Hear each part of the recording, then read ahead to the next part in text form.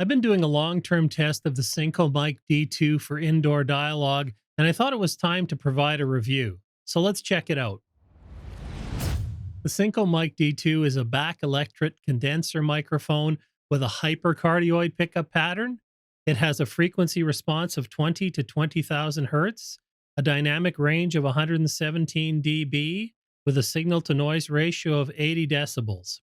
Sensitivity is rated at minus 32 dB plus or minus 3 decibel, with a max SPL of 130 decibels, an impedance of 450 ohms. It uses an XLR connector, requires 48 volts of phantom power, and weighs 165 grams. So in the video today, I'll go ahead and open the case up for you so you can see what comes with the microphone. Then we'll do some audio tests. First, we'll set it up kind of for voiceover, and we'll compare it to a few other microphones. And then I'll configure it in a boom application for indoor dialogue. So the microphone comes in a semi-hard shell case, so it really protects everything, keeps it together nicely. We'll go ahead and open this up. And then inside, the first thing you'll see is the instructions. This lists what comes with the microphone, as well as gives you some specs, so that's nice to have. Then, of course, we have the microphone itself. It's a heavy, solid brass body. Seems to be very well made when you pick it up. Comes with a microphone clip. And I will tell you that this clip is very, very stiff to get the microphone into. I suppose that's not a bad thing for boom, for dialogue. It will never slip out of here, so that's a good thing. And the clip also has a 5/8 and 3/8 adapter. You'll also get a foam windscreen and then a little pigtail XLR cable with a Velcro strap. So a nice complete package. And now we're on the Synco Mic-D2. I have it connected directly to my Focusrite 8i6. I have 48 volt phantom power turned on, and I have the gain set at about 1130. And the microphone's about 6 inches away from my mouth right now. I haven't applied any processing, so you can hear it exactly as it comes out of the microphone. Now we'll go ahead and we'll do a test here to see if there's how much handling noise this picks up.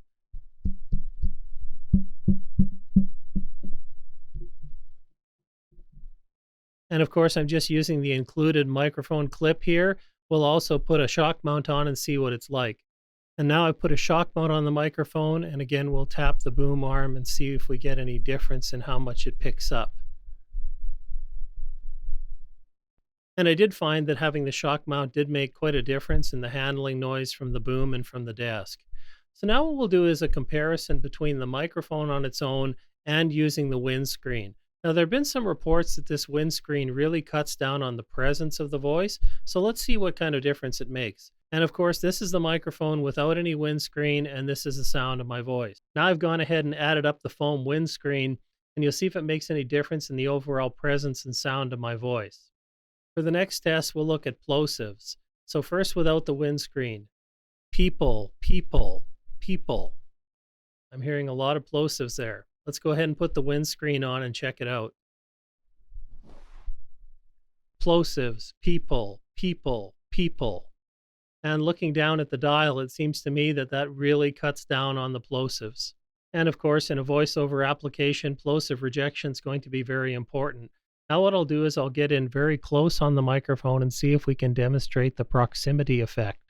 So this is the proximity effect of the microphone. Now let's go ahead and compare this microphone to a few other vocal microphones. So starting out, of course, this is the Synco Mic-D2 without any processing on. I have the gain set at 1130 on my Focusrite 8i6, and this is what the sound is like. Now we're on the Behringer XM8500. This is a dynamic microphone. I have the gain set at about 4 o'clock on my Focusrite 8i6.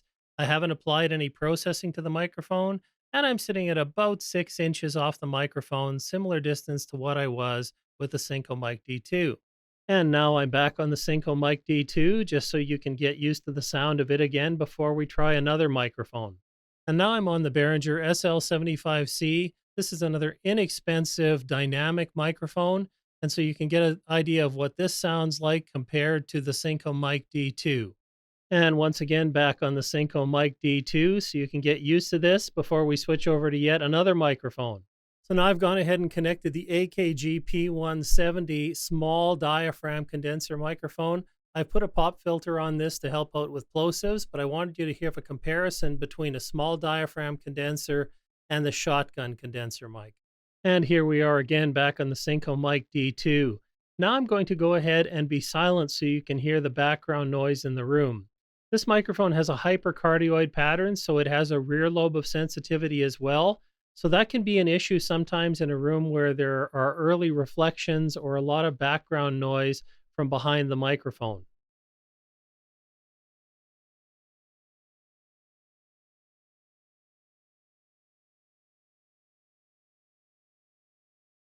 So now that you've had a chance to hear the room noise picked up by the microphone, I'm going to go ahead and install it in a boom application just out of frame, and we'll listen to how that sounds. And now I have the mic set up for boom. It's just out of frame here.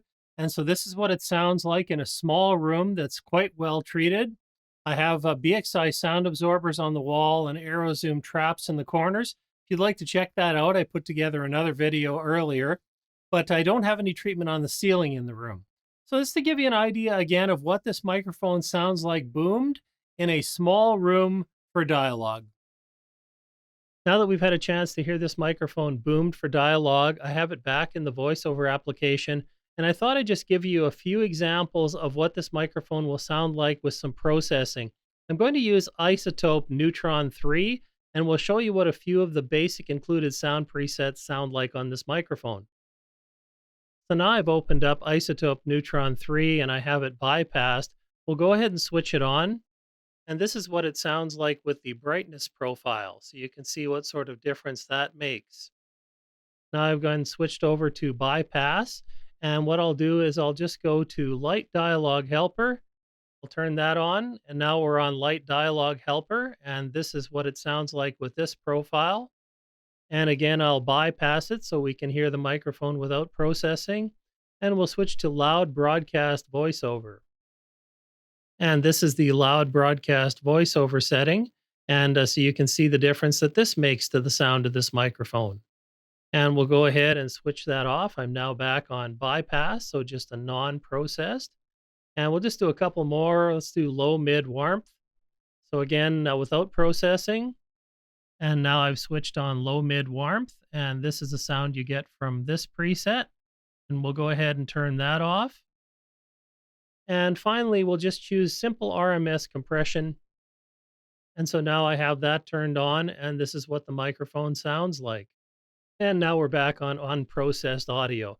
And I just wanted to give you some idea. Obviously, you could customize the EQ settings and processing to be what you'd like it to be. But I just want to give you an idea of what some of the included features in Isotope Neutron would do to this microphone.